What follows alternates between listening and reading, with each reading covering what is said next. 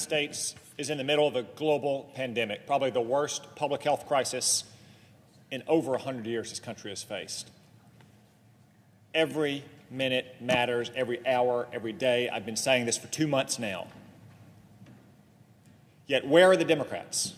Where are the Democrats? There's not a single one of them down here right now. Where have they been all afternoon? 1, 2, 3. Probably every Republican over here has spoken. Because twice in less than 24 hours, the Democrats have refused to even start debate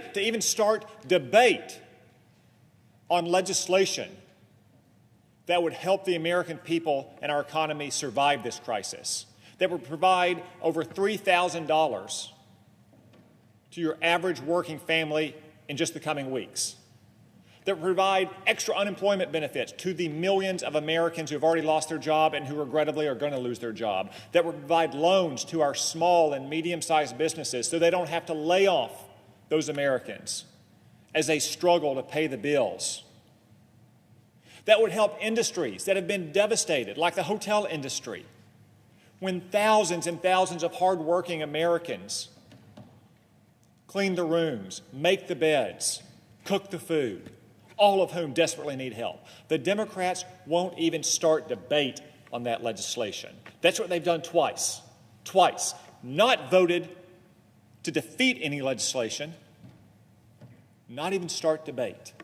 And in fact, earlier today, Susan Collins, probably the kindest, most decent, most bipartisan senator, took the floor to speak, and Chuck Schumer blocked her, refused to allow her to speak, probably because he was scared of what she had to say. And probably, just like there are no Democrats here right now, because they know they don't have anything to say. They have no case to make.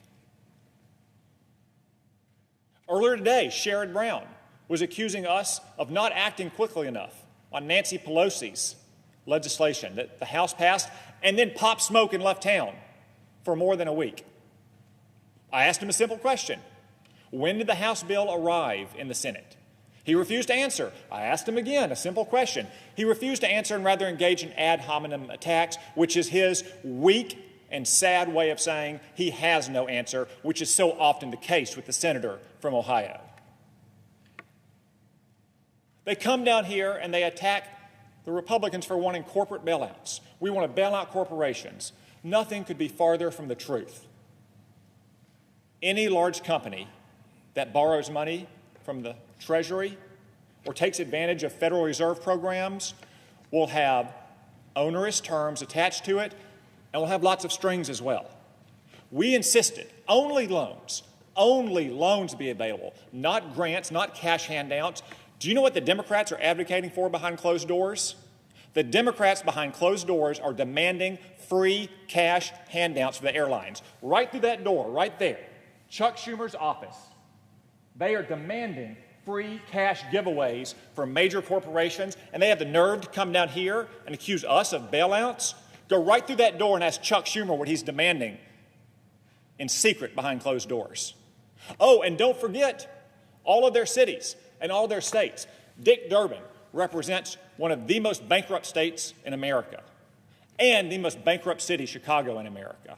Behind those closed doors, they are demanding straight cash bailouts for states and cities that have been fiscally irresponsible for years. Did they come down here and accuse us of bailouts? We're willing to help these cities and states. They are overwhelmed by this pandemic, yet we simply say they have to repay the money on the back end. That's not what the Democrats are asking for behind those closed doors over there. They want straight cash payments. Now you ask yourself, why would they not even start debate? Not even start debate. Remember, that's all we're talking about here over these last 18 hours. Why would they risk your life and your loved ones' lives and your job and a lifetime of retirement savings?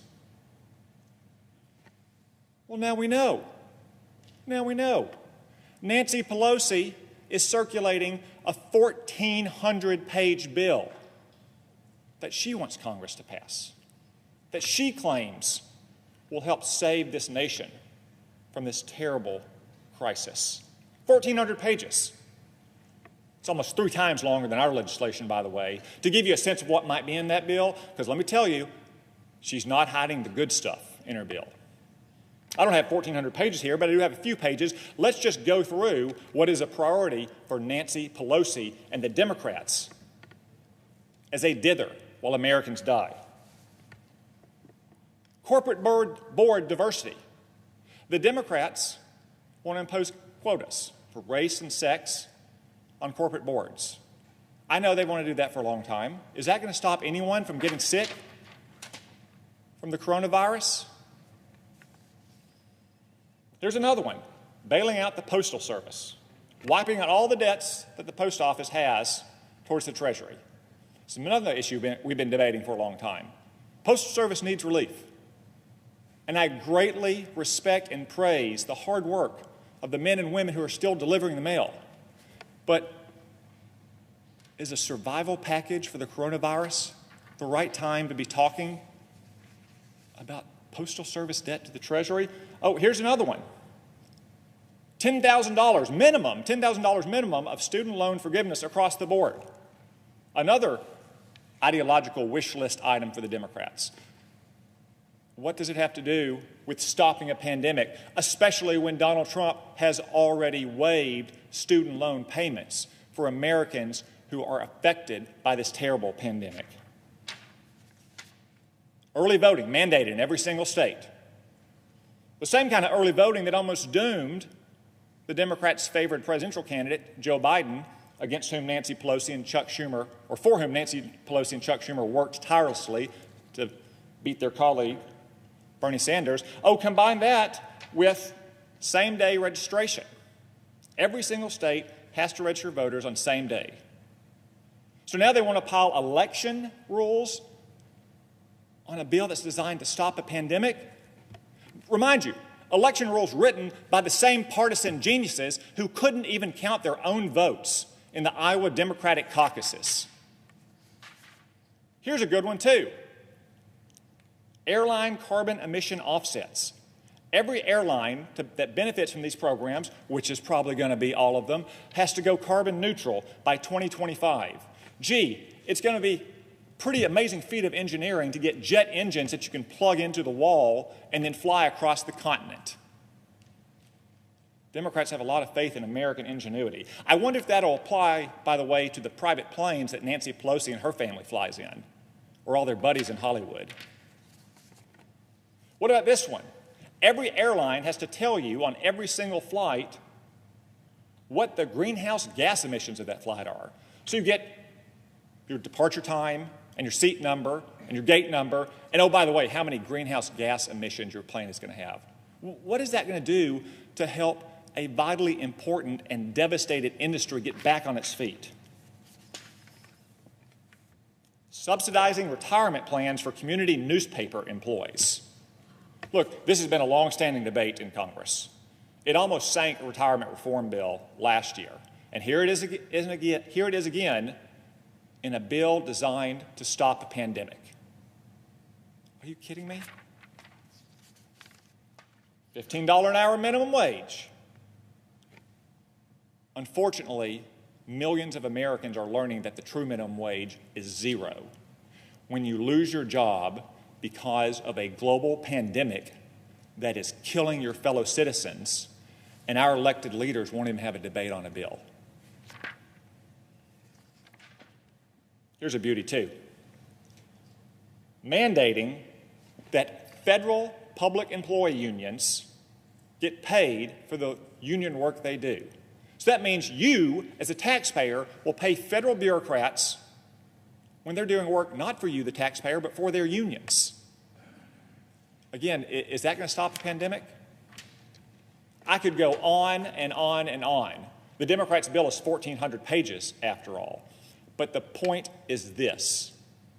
There is a good bill, a bill that was negotiated in good faith over the weekend with many Democrats, no matter what they say, that they are now blocking, that they will not even start debate on because of ideological wish list items like those. It is disgraceful. and it is dangerous to the lives of our people and to their economic well-being. It's time for the Democrats to get serious and to do their job.